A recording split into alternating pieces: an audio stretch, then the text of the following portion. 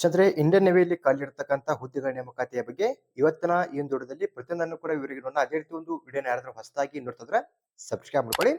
ಈ ಒಂದು ಇಂಡಿಯನ್ ನೇವಿಯಲ್ಲಿ ಯಾವ ರೀತಿ ಆದಂತಹ ಹುದ್ದೆಗಳು ಖಾಲಿವೆ ಮತ್ತೆ ಇಲ್ಲಿ ಖಾಲಿ ಇರತಕ್ಕಂತ ಹುದ್ದೆಗಳಿಗೆ ಸಂಬಂಧಪಟ್ಟಂತೆ ಯಾರೆಲ್ಲ ಅರ್ಜಿನ ಸಲ್ಲಿಸಬಹುದು ಅದರ ಬಗ್ಗೆ ಸಂಪೂರ್ಣವಾದ ಮಾಹಿತಿನ ತಿಳಿಸಿಕೊಡ್ತೀನಿ.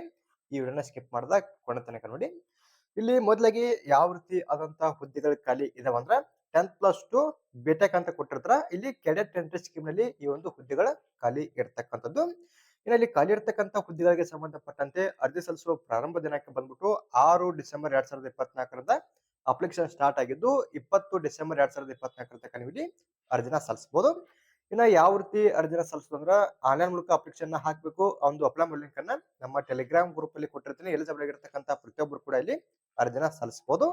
ಇಲ್ಲಿ ಖಾಲಿ ಇರತಕ್ಕಂತ ಹುದ್ದೆಗಳಿಗೆ ಸಂಬಂಧಪಟ್ಟಂತೆ ಯಾರೆಲ್ಲ ಅರ್ಜಿನ ಸಲ್ಲಿಸಬಹುದು ಅಂದ್ರೆ ಅನ್ಮ್ಯಾರಿಡ್ ಮೇಲ್ ಮತ್ತು ಅನ್ಮ್ಯಾರಿಡ್ ಫಿಮೇಲ್ ಕ್ಯಾಂಡಿಡೇಟ್ಸ್ ಗಳ ಇಲ್ಲಿ ಖಾಲಿ ಇರತಕ್ಕಂತ ಹುದ್ದೆಗಳಿಗೆ ಸಂಬಂಧಪಟ್ಟಂತೆ ಅರ್ಜಿನ ಸಲ್ಲಿಸಬಹುದು. ಇಲ್ಲಿ ಬ್ರಾಂಚ್ ವೈಸ್ ಹುದ್ದೆಗಳನ್ನ ಕೊಟ್ಟಿರ್ತಾರೆ. ಎಕ್ಸಿಕ್ಯೂಟಿವ್ ಮತ್ತು ಟೆಕ್ನಿಕಲ್ ಬ್ರಾಂಚ್ ಅಲ್ಲಿ ಹುದ್ದೆಗಳು ಖಾಲಿ ಇರ್ತಾವ. ಟೋಟಲ್ ಆಗಿ ಖಾಲಿ ಇರತಕ್ಕಂತ ಒಟ್ಟು ಹುದ್ದೆಗಳ ಸಂಖ್ಯೆ ಬಂದ್ಬಿಟ್ಟು 36 ಹುದ್ದೆಗಳ ಖಾಲಿ ಇರತಕ್ಕಂಥದ್ದು. ಇಲ್ಲಿ ಟೋಟಲ್ ಆಗಿ ಮಹಿಳಾ ಅಭ್ಯರ್ಥಿಗಳಿಗೆ ಸಂಬಂಧಪಟ್ಟಂತೆ 7 ಹುದ್ದೆಗಳು ಖಾಲಿ ಇರ್ತಾವ. ಉಳಿದ ಎಲ್ಲಾ ಹುದ್ದೆಗಳು ಕೂಡ ಪುರುಷರಿಗೆ ಖಾಲಿ ಇರತಕ್ಕಂತ ಒಂದು ಹುದ್ದೆಗಳ ಸಂಖ್ಯೆ ಆಗಿರುತ್ತೆ.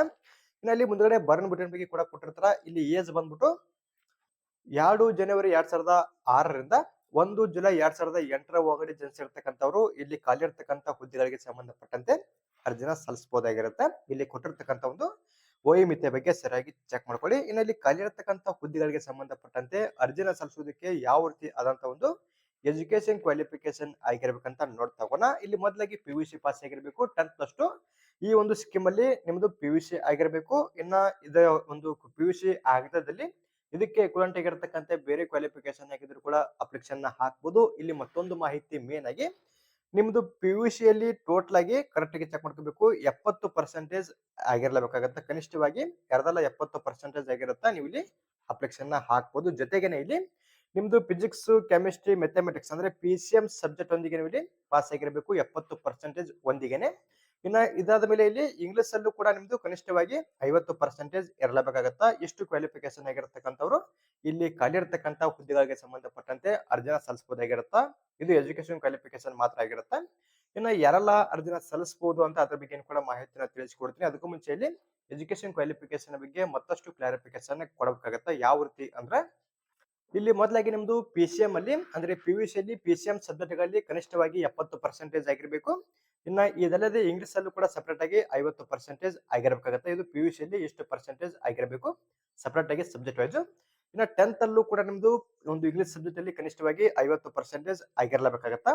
ಇಲ್ಲಿ ಮುಂದ್ಗಡೆ ಅವರು ಬ್ರಾಕೆಟ್ ಅಲ್ಲೂ ಕೂಡ ಕೊಟ್ಟಿರ್ತಾರೆ. 10th ಅಲ್ಲೂ ಮತ್ತು PUC ಅಲ್ಲಿ ನಿಮ್ದು ಇಂಗ್ಲಿಷ್ ಸಬ್ಜೆಕ್ಟ್ ಅಲ್ಲಿ ಕನಿಷ್ಠವಾಗಿ 50% ಆಗಿರಲೇಬೇಕಾಗತ್ತೆ. ಇದು ಎಜುಕೇಶನ್ ಕ್ವಾಲಿಫಿಕೇಶನ್ ಆಯ್ತು.